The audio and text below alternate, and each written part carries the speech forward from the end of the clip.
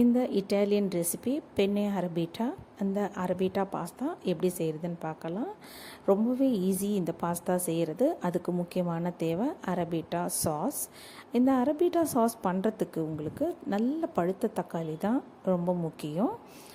நமக்கு தேவையான அளவு தக்காளி எடுத்துக்கலாம். நான் 5 தக்காளி எடுத்திருக்கேன். நீங்கள் அதிகமாக பாஸ்தா போட்டிங்கன்னா அதிகமான அளவு தக்காளி எடுத்துக்கலாம். இந்த தக்காளி வேக வைக்காமல் அப்படியேவும் அரைச்சிக்கலாம். நான் தோலை ரிமூவ் பண்ணணுன்றதுக்காக வேக வச்சு தோலை ரிமூவ் பண்ணியிருக்கேன். ஒரு பாத்திரத்தில் தண்ணி நல்லா கொதிக்க வச்சு அதில் 2.5 கப் அளவு பாஸ்தா போட்டிருக்கேன். நல்லா தண்ணி கொதிக்கும்போது போடணும். 1/2 ஸ்பூன் அளவுக்கு உப்பு போட்டிருக்கேன்.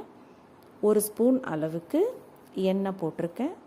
ஒன்றோட ஒன்று ஒட்டாமல் வரும். இது நல்லா வெந்து வரும்போது நீங்கள் வடிச்சிக்கணும். நல்லா வேகணுன்றது ரொம்பவே முக்கியம்.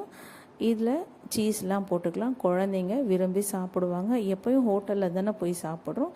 இது வீட்லேயே ஈஸியாக செஞ்சு சாப்பிடலாம்.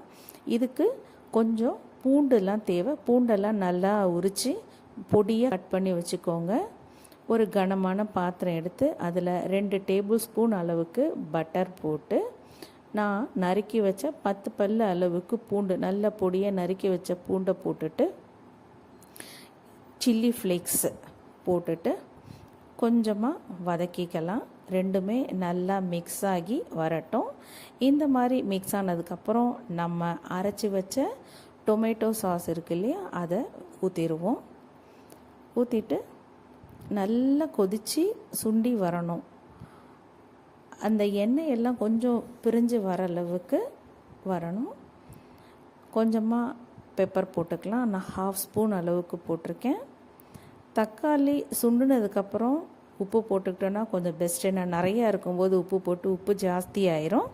அதனால் தக்காளி நல்லா சுண்டுனதுக்கப்புறம் உப்பு போட்டுட்டு அதில் பாஸ்தாவை போட்டுட்டு நல்லா பிரட்டிக்கலாம்.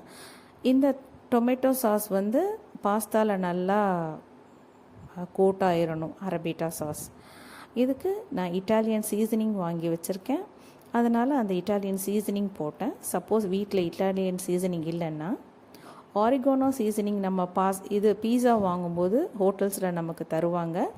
ஸோ அது வீட்டில் இருந்தால் அந்த சீசனிங் கூட போட்டுக்கலாம். நம்ம ரொம்பவே டேஸ்ட்டாக இருக்கும் சீசனிங் போட்டது.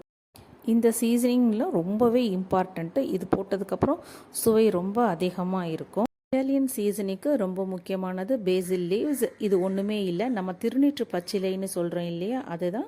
அதை கூட பொடியாக நறுக்கி போட்டுக்கலாம். ரொம்பவே வாசனையாகவும் டேஸ்ட்டாகவும் இருக்கும்.